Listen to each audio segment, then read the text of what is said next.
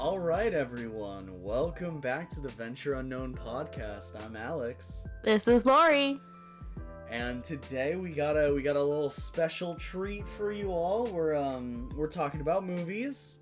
Two very separate and distinct movies, both different genres. One horror, one more satirical comedy.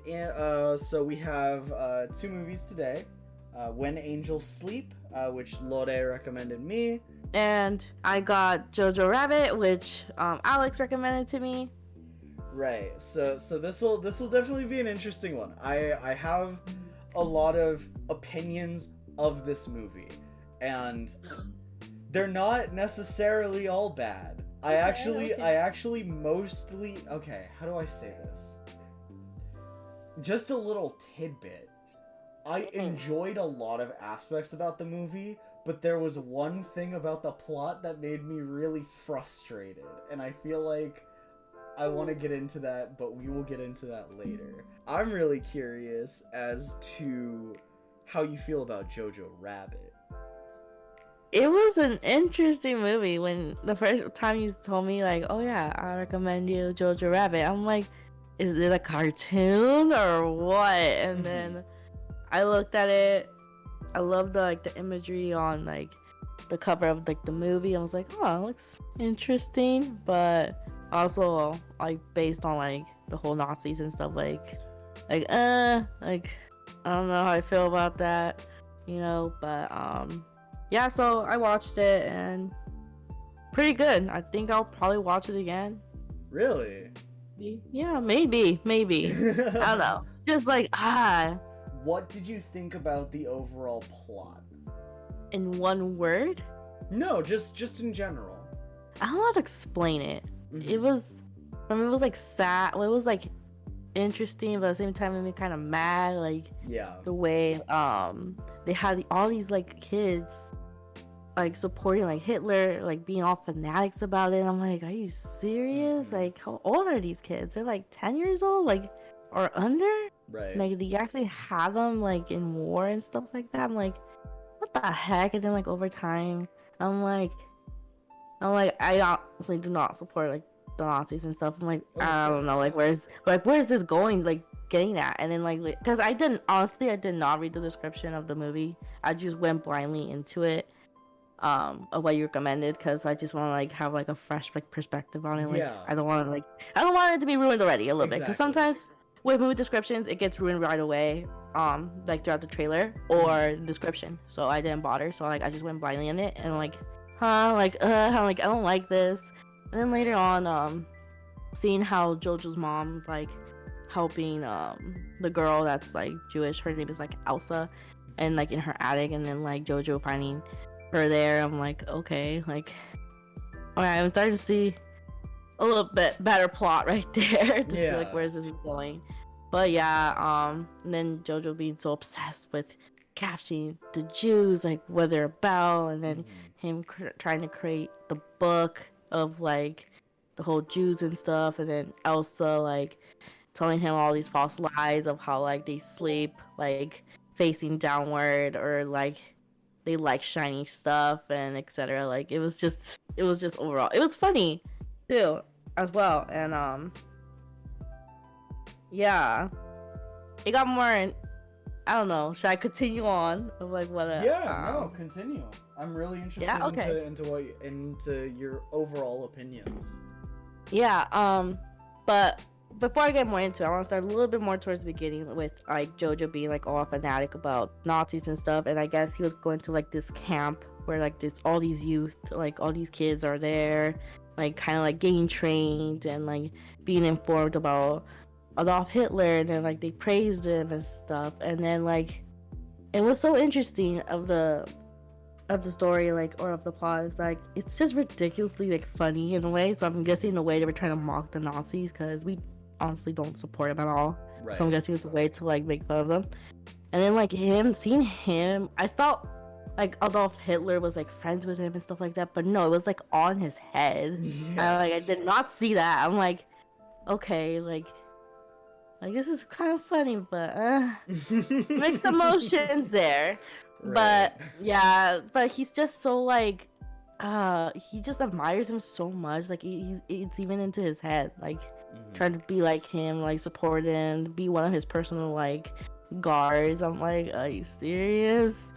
And then like, and there was a part in the beginning, like they asked him like kill the rabbit, and then like he was like scared because he like made his son portray like, oh yeah, I'm really good at this, I'll be his personal guard. And then like him being all tough and mighty until it got to that point with the little rabbit where they asked him to kill all those kids and other like soldiers there and stuff like that. And then he didn't do it. Like he just dropped the rabbit and told him to go. And yeah, and then like I believe like one of the soldiers or like the trainers like grabbed the rabbit and killed him and threw him over there, like, and then like Jojo jumped. So at the same time, I feel like there's some sort of imagery or like a symbolism of him and the rabbit. Like overall, like the whole title is Jojo Rabbit, and seeing that he jumped, and I've seen like throughout the whole movie he jumped a lot. I'm like, so I guess he's really like in relation with the rabbit. And then going more forward of his mom tying his shoe, like she says something like, oh, hop this, and like something with the hopping and stuff, and like, okay, another like symbolism of rabbit right there. And then him encountering Elsa, the Jewish girl and the addict of the girl that his mom is hiding. Like she like when she was trying to like defend herself or like talking to him, like he jumped a lot. I'm like, okay, there's a lot with that symbolism with the rabbit. Like no wonder they call him Jojo Rabbit, not just because he got made fun of from the kids like for not killing the rabbit, but also like him like showing the representation of a rabbit. I'm like, huh, like I'm starting to like this movie a little bit more, I guess. Yeah. But yeah, over time, like, yeah. That's something I never picked up on. So that's all I wanted to say is that was something. I think that's a really interesting sort of analysis that you were able to catch throughout the movie, because I totally didn't catch that. I only caught Jojo Rabbit on a surface level in the way that you said that it relates to he is the rabbit, but I didn't see like the jumping. That's really interesting. Yeah, it was a little details. I didn't really quite notice it at first until after a while. I'm like, okay, like I kind of understand why they call this whole movie Jojo Rabbit. I thought it was just because of that part in the beginning that he like didn't kill the rabbit, you got that name. But there was a little bit more under the surface of what was going on. But yeah, then seeing him like so fanatic about like the Nazis and stuff, and then but at the same time like he grew to like Elsa, the Jewish girl and the addict, and then like I guess somewhat he kind of changed, but not really. Which I was really bummed about. Like he didn't really change like his perspective on Nazis, but yeah. But then like later on he knows like I guess towards the end where like the war is like all over, and then they see that they were never like on the good side of that. And yeah, this is probably my favorite movie.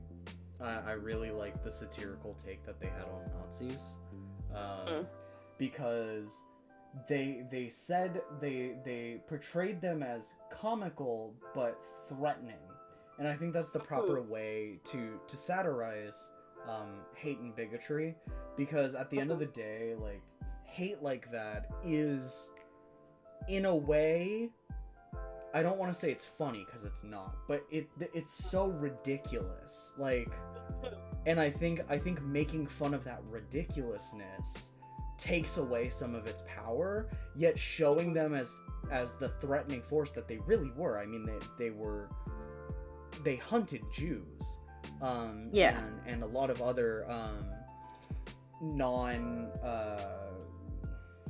people who weren't like white Anglo-Saxon Protestant, you know, that sort of thing. They hunted a lot of people who didn't belong in those categories and murdered them.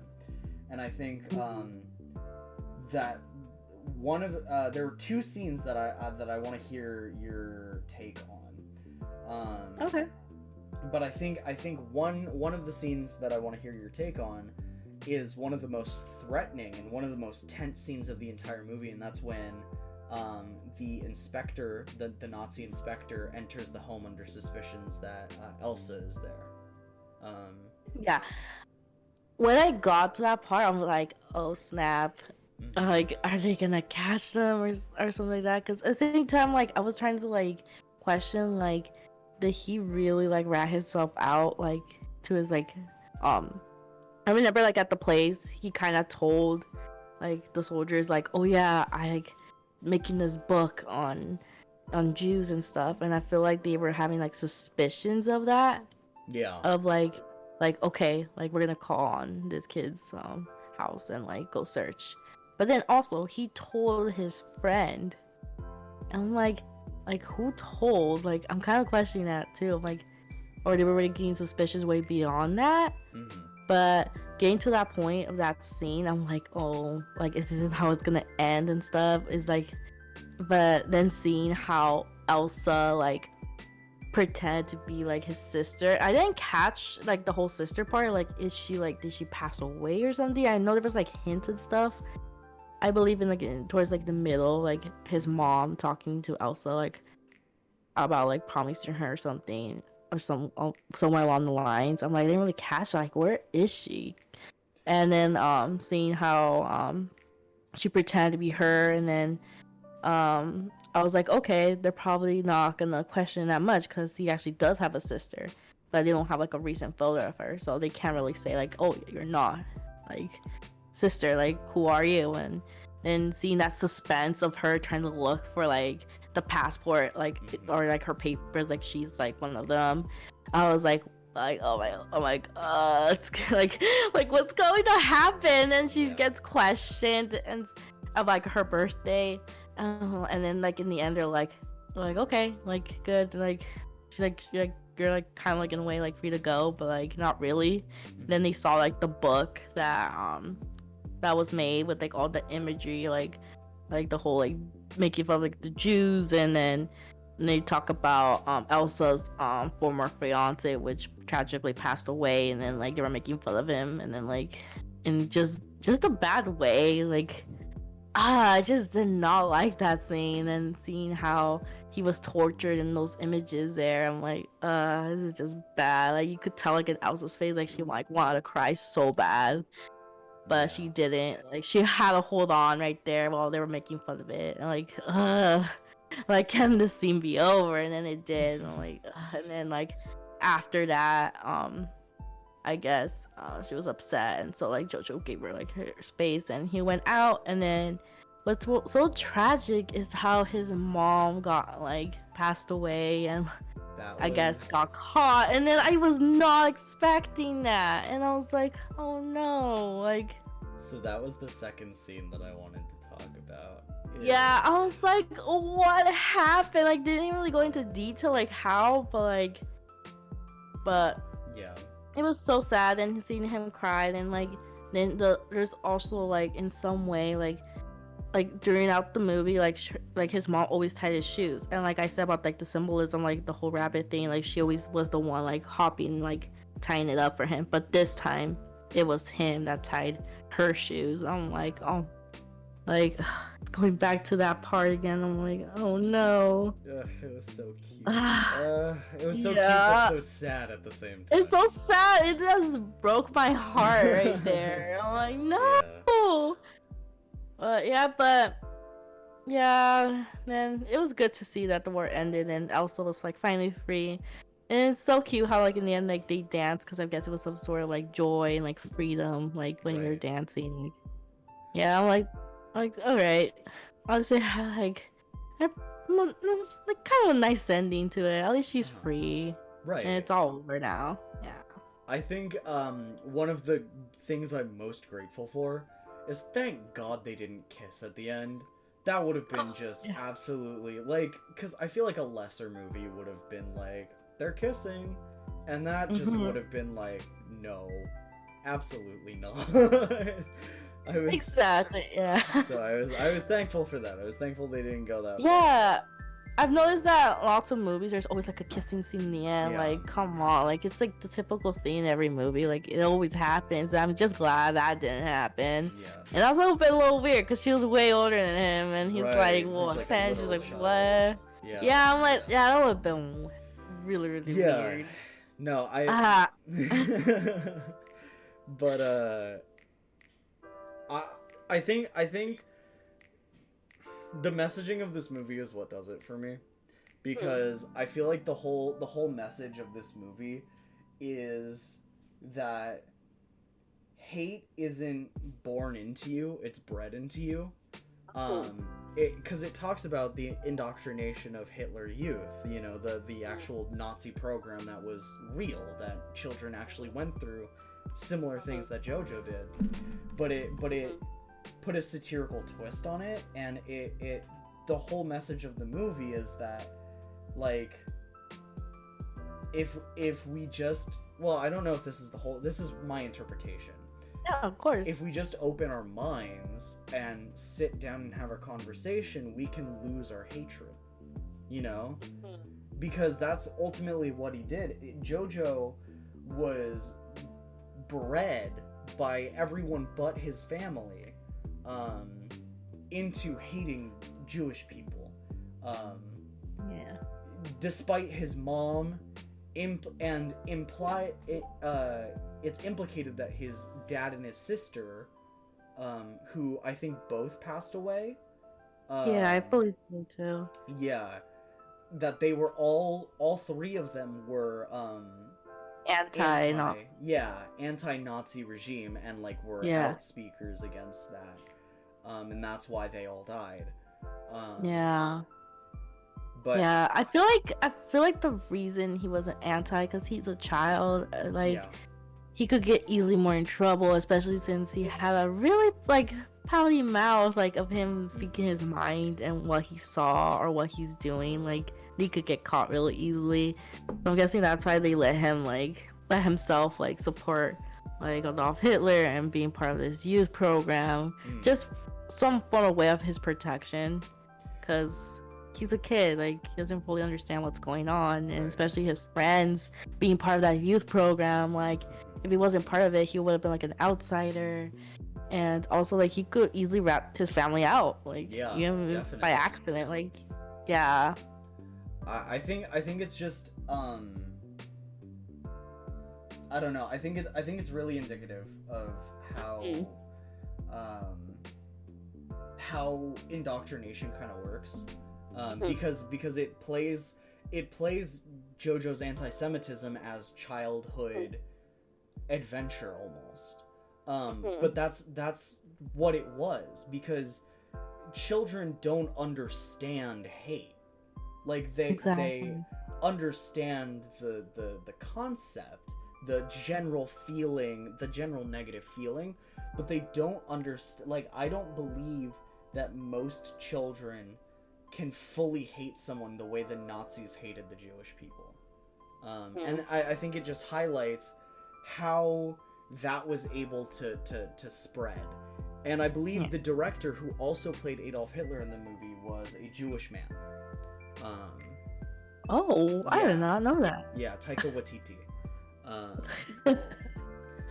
And interesting name. I think we could go in a whole other direction of how beautiful the cinematography in this movie was, just the colors and everything.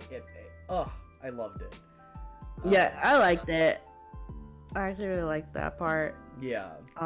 I was expecting a little bit more dark or something, or right. Like I mentioned before, I thought it was like a cartoon, but then seeing how it started, I'm like, oh, is this gonna go really dark or like dull in a way? But no, it was like kind of really bright colored, and like everything else was like all good, like okay. And then like it catch my attention to continue watching too, and also I was technically forced to watch the whole thing. Yeah, right. But overall, it was a pretty good movie, in my opinion, and yeah, I actually would recommend it to someone. Good. Like, I'm really glad you also, liked it. Yeah, thank you. Also, like you said about like them not being like learning like how to actually hate. I also noticed like throughout the movie he didn't know what actually like love is when his mom told him about that, and like to add on, like like that's interesting. He doesn't really fully know what hate is, but also he doesn't fully know what love is. Because also he's still like he's a kid. Like he's still developing this. He's still figuring out life as he goes. And yeah, and then like in some way, like throughout the time, like he grew to love Elsa, and yeah, I was like, oh. And then it was so funny. He's like, I love you like you love me as a brother. I love you like a sister. It's just like weird that they're like a couple because of the age difference. I'm like, Right. Yeah. I think sort of to sort of put an end cap to our discussion on Jojo Rabbit. Is there anything powerful that stuck out to you? Because for me, the line, "You're not a Nazi, Jojo. You're just a kid playing dress up," really, I think was the sort of most powerful statement of the movie. I honestly agree with you. I feel like he was just playing dress up, especially with him imagining himself and then being near Hitler, and then all those parts of him, like imagining him trying to be brave, and then him throwing like that, I guess it was like, I believe like a grenade or like or some type of thing, and then he ran off with it, and all of a sudden like he messed up when he dropped it, and then it exploded, and his face got all like Picasso, I believe. Like one of the characters mentioned, they're like, oh, he looks like Picasso. And then like going on more later on of him trying to like carry all this stuff like the soldiers wear, and then like I guess one of the ladies at the youth program office was gonna give him like a gun, and then like his mom's like, no, and then, like he's a child, like who carries that? And then later on towards the end, like they consider him as a soldier all of a sudden, when they're like, yeah, like when they're like already like Miss Toulouseing already there, and then after that he gets captured just for wearing that uniform, like and he knows it's like, okay, this is not really about like being dressed up, like this is like legit the real thing. Yeah. And it was like so like nice in a way, like one of the people that were head of like the offices of the youth like protected him by taking off like his like the suit, and then like calling him a Jew, and then like pretending like he didn't know him, like just to protect him that he's any part of this. Yeah. And it was really sad that Jojo like we'll never see him again because what they did was wrong, and him realizing like, oh snap, like this is like bad, like yeah. I love this movie. I really love this movie. Overall, good movie. Loved it, especially since it had like Scarlett Johansson. Like, oh yeah, like, it's her like, damn. Yeah. She was so good. Like, I loved it. Then seeing her, I loved the part where she pretended to be the dad. Yeah.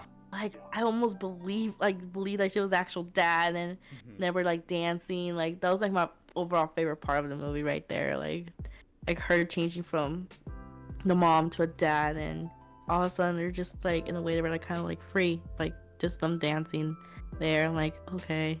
Yeah. I feel like this is her best work yet. What an amazing, Yeah. Well, moving on.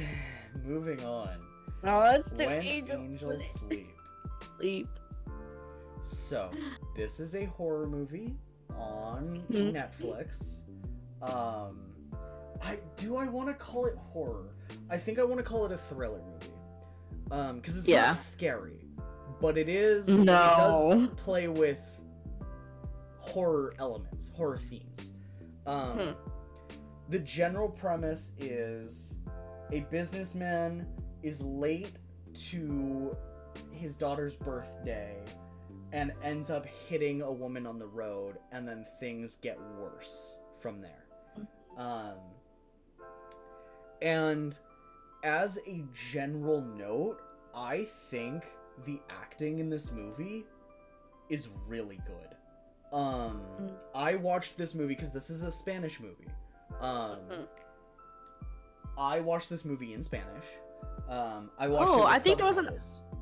I think there was an option for English. But there was. I don't but so you got like the whole like. Exactly. In my mind, ADR, which is the process of dubbing over a movie scene does not convey the same emotions as the actors themselves, and I wanted the actual experience of watching the actors' performances, and I think it was amazing. Some standouts to me were I think Herman was I'll get to Herman. But Sylvia was a little over the top at first, and kind of throughout the whole movie, but you kind of understood why, like, as things go, you know. I liked her explosiveness. I feel like she portrayed that emotion very well. Funnily enough, I think the standout actress to me in this movie was Gloria. Her screams of pain in the back of Herman's car. Holy crap. That I wow. Like, it was so visceral. Like, I believed it. I believed it. It put me in the movie. And that's something that I really love about this movie. It was the acting was phenomenal. And I also liked the cinematography. I wasn't a fan of the lighting in a lot of instances. I totally agree with you on that. To me, it felt very dark. I don't know. To me, every scene, even the ones in the daytime, felt really light. Or not light, sorry, flat. They felt like there wasn't a lot of depth to the scenes.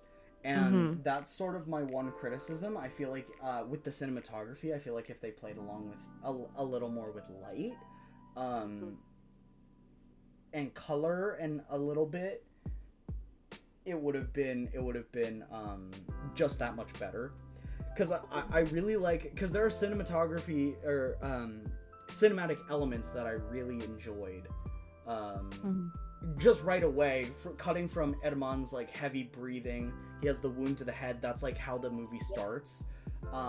Straight into like the almost like mime clown performance at I forget the daughter's name, but her birthday party. That was a really stark contrast shot that I loved. It was great. However, this movie was so frustrating to watch, and I think that was the intent of the movie. But it was when like her mom like went to sleep on the wheel and stuff like that, and like seeing how like the girl like you know, like gets hit and like tries to like help like in a way, like, and then like seeing the other girl like helping her, like, and then seeing him like as the bad guy and reacting. So it made me frustrated. Like, can you just understand that he's trying to help? That's how I was. Yeah, no, same. But I think I was more mad at Herman, because the thing about this movie is the entire plot could have just not happened if Herman was at least used a little bit of common sense. If he either just A, waited for the cops, B, told her the truth, C, didn't drag the body into his car along with the girl. There's so many points. There is so many points throughout the entire movie that Herman made continuously stupid decisions that allowed her to view him like that. If he used just a little bit of common sense to understand his situation, and like there's so many times where he would just lie to her. And then like one of the most frustrating things is once he finally catches up to her, and they go into that house, and then he's just like, oh, I'm just trying to talk to you, and meanwhile he's banging on the door screaming like, open up. Like, he's literally banging on the door like a psychopath. And I get that that's the point, but it's like, if you wanted to talk to her, you wouldn't do that. Like, obviously she's going to be scared of you, And then all of a sudden, because he doesn't want witnesses, he decides, well, I guess I'll kill her too. And it's like, well, Yeah. all right. That made me so mad, that part where he like kills her. Like, I Yeah. guess I get you're frustrated. I guess you don't want to get in trouble with the cops. But like, also, like, it was an accident. Like, Right. it happens. Like it's sad that type of stuff happens. Like when people fall asleep and they accidentally run over someone that's completely innocent from all of that. Mm-hmm. But you're right. Like there could have been different ways to approach that situation. He could have waited for the cops.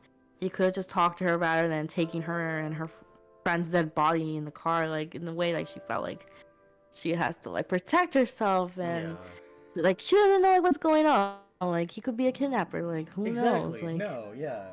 Well, and especially because Mario and his friends literally wanted to force themselves on her. So she already had traumatic experience after traumatic experience with her father hitting her, Mario trying to force himself onto her, and then now she has this guy, so it's understandable why she would react like this. Obviously not to Edmund, who sees himself as innocent.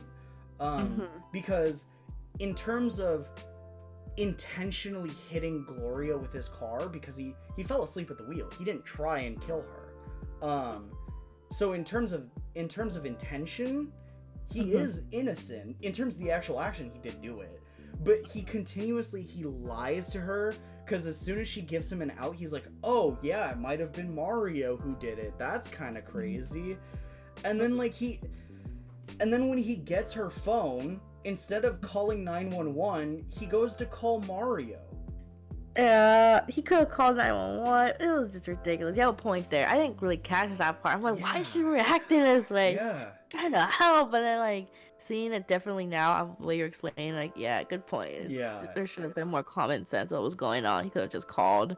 But I guess he tried to avoid all that situation. I feel like in a way he was like in thin ice, especially since like his wife was waiting for him and for the birthday party, and he's trying to get there on time. Like I guess with the whole cop situation, it'll lead him going to like jail and like getting a statement. And it's a whole long process. Sure. If like that were to happen, like obviously he's gonna be more thin ice than he already is. Like he doesn't want to deal with it. He just want to like talk it out, get over it, and move on. Like no.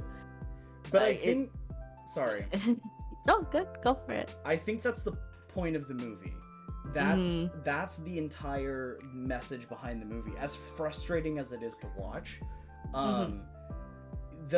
because the daughter, when the mom is reading a storytime book to her, the daughter asks, do angels go to sleep? And the mom says, yes. And then the daughter asks, well, what do angels do when they sleep?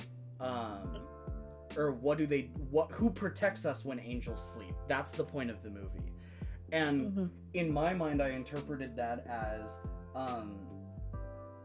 when we commit bad deeds. Not when angels literally go to sleep, but angels sleep when we do bad things. And so Herman's consistent lying and manipulation of those around him in order to come out on top is a bad deed where angels can't protect him. Yeah. And that I think is the point of the movie, which makes sense, but it's so frustrating to watch, because it's like, if you just made a good decision like once, just at any point, if you literally there was even a point where like he chased her into the house, and if he just like stood at the door, because like he wasn't redeemable at that point. Like, he would have gone to jail, but he at least could have shouted, like, hey, this is what happened to your friend. I'm sorry. Let's wait here. You can wait inside. I will call the police. We can work this out.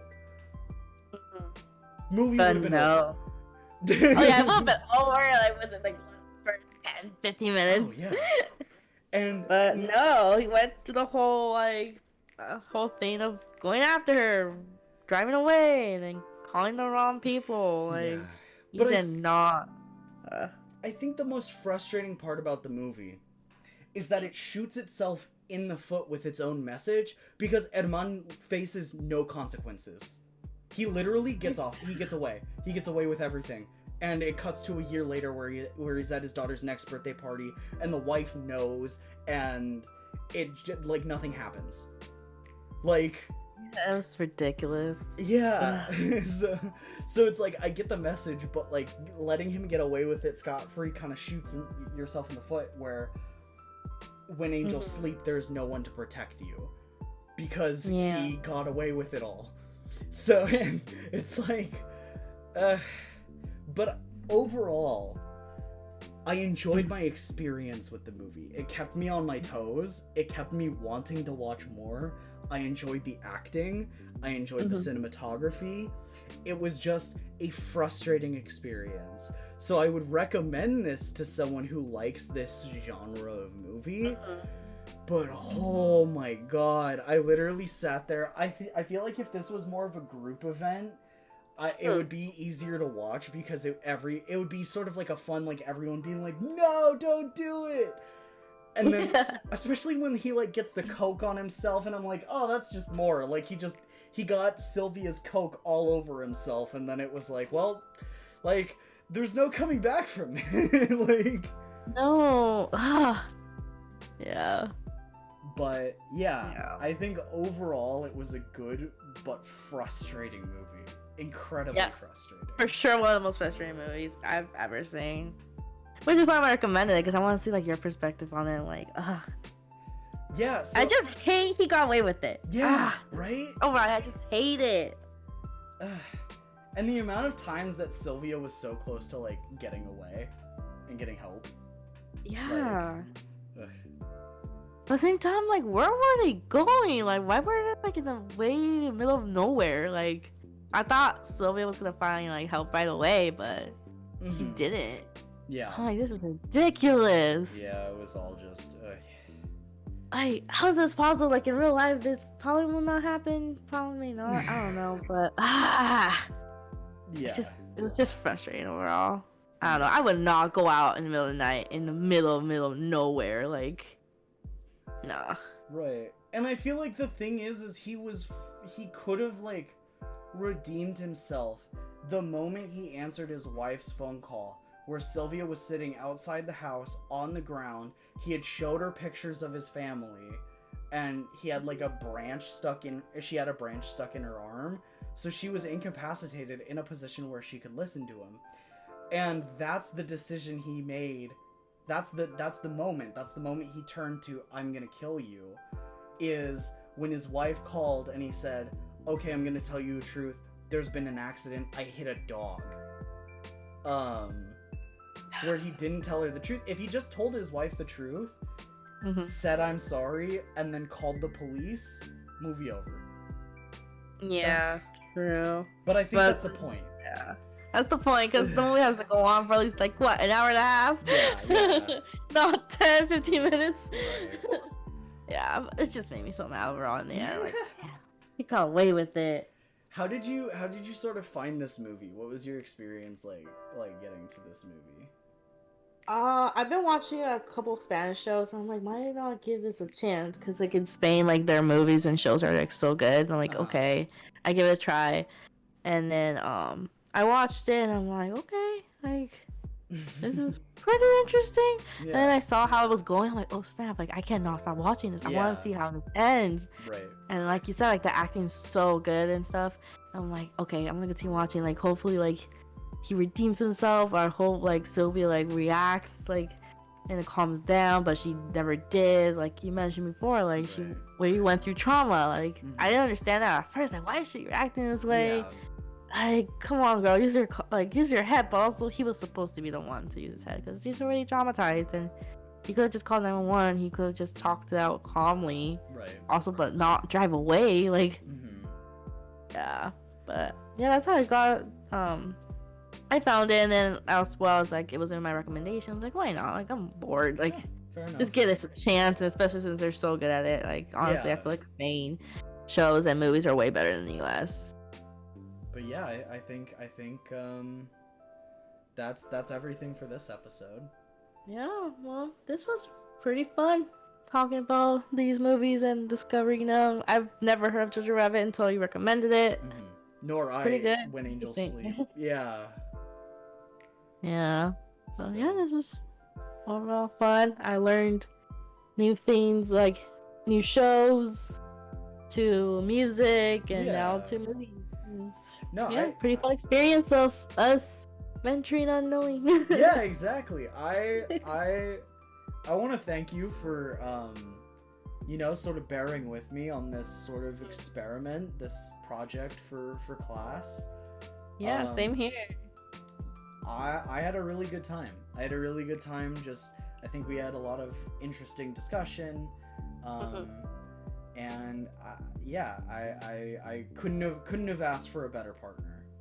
Oh, same here. You made me discover new things, and like the new different genres I was not even aware about, but like anime, like also music, and like the movies, like like damn, like we have like similar interests, but like same time we're different. Like that's what I love, and that's the point of this podcast.